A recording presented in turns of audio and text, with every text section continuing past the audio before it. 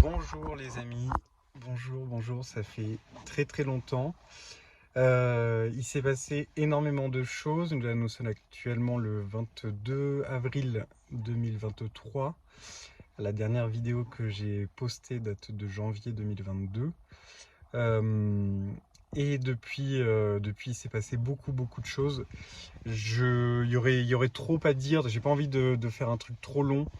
Et de revenir sur chaque période parce que juste ça serait pas intéressant.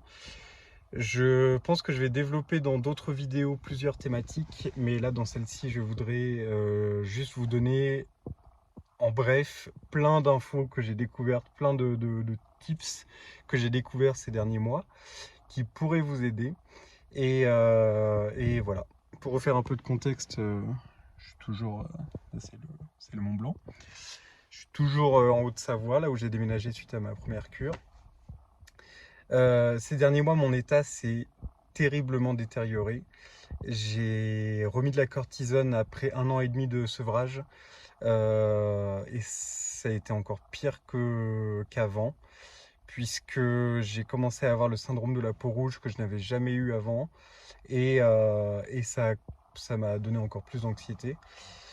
Voilà, donc je vais essayer de vous donner plein d'infos à la suite, que je développerai probablement dans d'autres vidéos, mais n'hésitez pas à faire vos propres recherches sur chaque sujet. Déjà, si vous remettez de la cortisone, faites-le en le mélangeant avec du cérate de Galien ou une autre crème. Je suis profondément convaincu que si mon premier sevrage, en tout cas la première moitié, a été si facile, c'est parce que la cortisone était toujours mélangée avec du cérate de Galien. Ce qui fait que je pense qu'au niveau vraiment des molécules de la cortisone, ça la change et ça la rend moins nocive. Et dans tous les cas, si vous la mélangez avec une autre crème, vous en mettez moins. Et donc c'est toujours plus intéressant. Là, le fait d'avoir remis de la cortisone, j'en ai remis directement sans la mélanger à une autre crème. Je pense que ça m'a vraiment... J'en ai un peu payé les conséquences. Deuxième gros sujet, écoutez votre corps. Moi, j'ai pendant des années eu des problèmes de digestion, j'ai eu mal au ventre pendant des années et j'ai jamais euh, vraiment pris le temps de chercher la cause. Ces derniers temps, je suis devenu extrêmement sensible à tous les aliments, mais vraiment tout, même le sel. Et vraiment le sel, quand je mettais du sel sur ma viande, je sentais que ça me grattait autour de la bouche. Enfin, voilà. Pour la faire courte, j'ai vu un gastro, on a fait toute une gastroscopie, endoscopie, coloscopie, enfin toutes les scopies.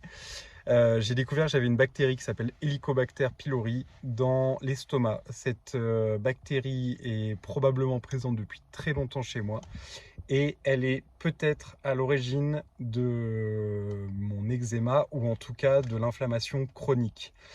C'est encore trop tôt pour le dire. Je viens de prendre un traitement sur 10 jours pour tuer la bactérie. Je ne sais pas si ça va changer toute ma vie. Je l'espère. Mais voilà. Ce que je veux dire par là, c'est j'ai eu mal au ventre pendant des années. Ça s'est empiré pendant mon sevrage parce que le sevrage rend souvent encore plus sensible à l'histamine, à plein d'aliments. Mais là, ça devenait vraiment problématique. Et j'ai pendant des années pas pris le temps de rechercher. Si vous avez un symptôme, ok, vous êtes en sevrage, mais cherchez plus loin, vraiment cherchez, prenez le temps de voir s'il n'y a pas autre chose. Le sevrage n'explique pas tout, la cortisone peut faire des ravages, mais c'est pas forcément l'unique raison.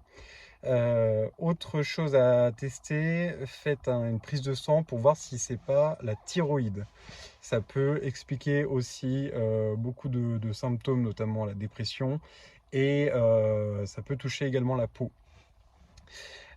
Pour l'allergie et pour la résistance aux histamines, je vous conseille l'astragale, qui peut se prendre sous forme de gouttes ou de poudre.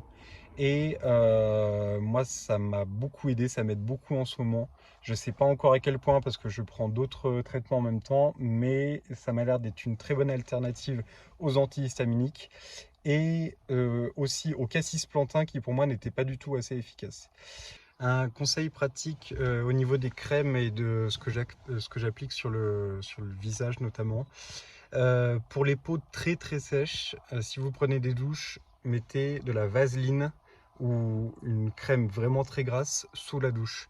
Ça permet d'éviter la sécheresse endommagée par l'eau chaude et les douches longues. Moi, depuis toujours, les douches longues, c'est très très important dans mon bonheur et ma sérénité, c'est mon moment du soir. Sauf que, surtout si l'eau est un peu calcaire, ça rend la peau extrêmement sèche. Et du coup, pour contrer ça, un jour, j'ai eu l'idée de voilà, mettre de la vaseline. J'avais déjà testé un peu. Euh, et ça fonctionne très bien. Ça permet d'éviter qu'en sortant de la douche, la peau tiraille à fond. Ça la rend un peu neutre. Donc, c'est très très bien. Euh, pour Après la douche, si vous mettez de la vaseline, le problème c'est que c'est un corps vraiment très gras et ça peut vraiment pousser les démangeaisons. Moi, les crèmes extrêmement grasses comme ça, notamment dans le cou, ça pousse les démangeaisons. Du coup, là, moi, ce que j'ai testé, c'est de faire des cocktails de crème. Peut-être qu'il y en a beaucoup qui font ça. Moi, j'y avais jamais trop pensé avant et pourtant c'est une vraie solution. Vous mélangez une crème qui vous hydrate et une crème qui empêche les démangeaisons. Moi, typiquement, Cic-Alphate, c'est la meilleure chose que j'ai trouvée pour calmer. Même des fois, je me réveille la nuit, ça me démange le front et je mets du Cic-Alphate à balle et ça marche vraiment très très bien. Du coup, je mélange vaseline et Cic-Alphate et c'est incroyable. Incroyable. Pareil, là en ce moment, je fais Cic-Alphate et cérate de Galian parce que la vaseline, ça me rendait un peu trop rouge. Donc voilà, faut pas hésiter à tester.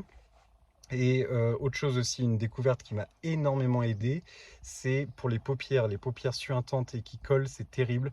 La meilleure chose que j'ai trouvée pour ça, c'est une crème qui est faite pour les muqueuses du nez, pour hydrater les narines en cas d'allergie. C'est une pommade qui s'appelle Ruma quelque chose, mais en pharmacie, vous demandez pommade pour hydrater le nez qui est sec. Donc c'est fait pour les muqueuses, donc pour être mélangé avec le fluide, à faire vérifier par un médecin ou un pharmacien. Je ne sais pas à quel point ça peut être nocif de le mettre sur les paupières. En tout cas, moi, c'est la chose que j'ai trouvée sans cortisone qui se rapproche le plus du Sterdex, qui était parfait au niveau de la texture.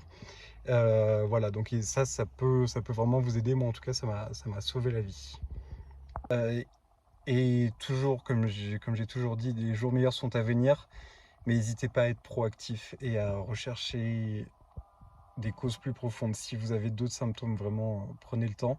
N'hésitez pas à vous faire accompagner de médecins et surtout, surtout, trouver un naturopathe ou aromathérapeute mais quelqu'un qui comprend vraiment le corps. Moi, j'ai eu la chance de trouver, pour ceux qui habitent dans le coin de Sallanches ou qui viennent en cure, allez voir Guillaume à la pharmacie des Lions, à Prium, la pharmacie des Lions à Sallanches, sur la place principale.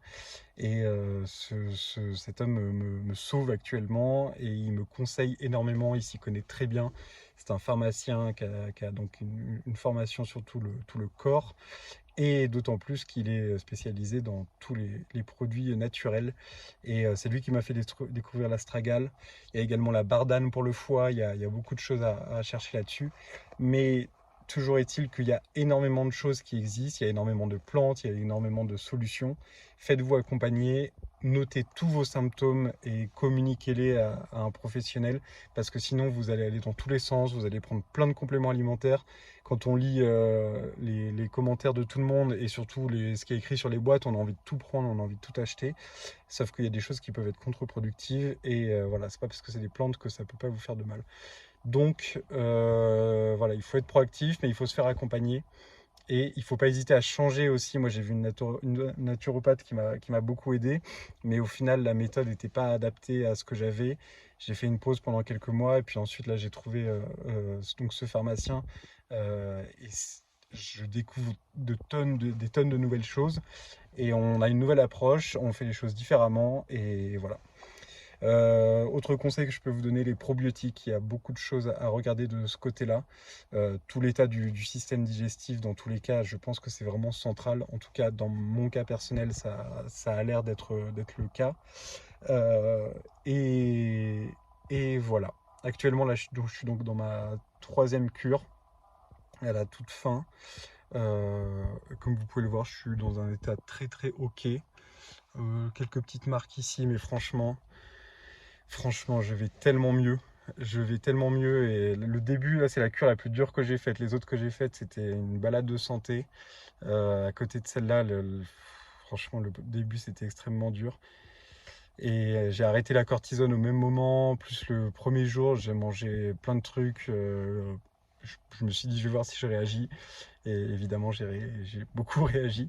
Mais là, ça me fait beaucoup, beaucoup de bien. En plus, dans le même temps, je règle ce problème d'Helicobacter pylori, de la bactérie donc dans mon estomac. Et voilà. Tout ça, c'est encore, comme je l'ai dit, c'est encore trop tôt pour savoir si c'est vraiment pertinent. Je reste très prudent sur le fait que j'ai peut-être trouvé une des raisons pour lesquelles mon eczéma s'est encore plus détérioré ces derniers mois. Et mon sevrage sur la deuxième partie, a été terrible. Mon anxiété aussi, enfin, ça a touché vraiment tous les aspects. Et il est possible que cette bactérie soit responsable de tout ça. Je vous tiendrai au courant dans tous les cas. J'essaye. Là, ces derniers mois, ça a été vraiment impossible pour moi de me motiver à faire des vidéos. Enfin, j'étais dans un état tellement fluctuant que j'avais pas la foi. Mais voilà, je vais essayer de vous faire quelques vidéos quand même prochainement pour vous tenir au courant parce que je pense que ça peut vous être utile. Désolé si j'ai pas répondu à vos emails ou à vos commentaires. J'ai été totalement déconnecté de la boîte mail, de la chaîne YouTube. J'ai pas du tout pris le temps de regarder ça ces derniers temps. Et voilà, donc je vais essayer de le faire. C'est possible que je fasse les vidéos en décousu, mais voilà, je vous souhaite en tout cas un bon courage, beaucoup de force, ne perdez pas espoir et cherchez, cherchez, cherchez. Testez les choses, faites-vous accompagner. Le sevrage est dur, c'est pas forcément la cause de tout et il y a plein de solutions, notamment naturelles, qui existent. Il faut juste trouver la bonne personne pour vous accompagner. Voilà, gros bisous, bon courage à tous. Pour ceux qui connaissent un peu, donc là-bas c'est le Mont Blanc. La montagne devant, là on aperçoit les Ouches, la station. Là c'est le Mont Joli avec du coup Megève et Saint-Gervais. Là de ce côté-là c'est Combloux. De tout ce côté-là, donc tout ça c'est Salanches, Passy, et de ce côté-là on voit le lac de Passy, les Fises, toute cette montagne-là. Et après derrière nous là-bas il y a les Aravis. Et tout ça c'est la vallée de l'Arve. L'Arve c'est l'Arve. L'Arve c'est le fleuve qui passe, enfin le canal plutôt qui passe au milieu de cette belle vallée.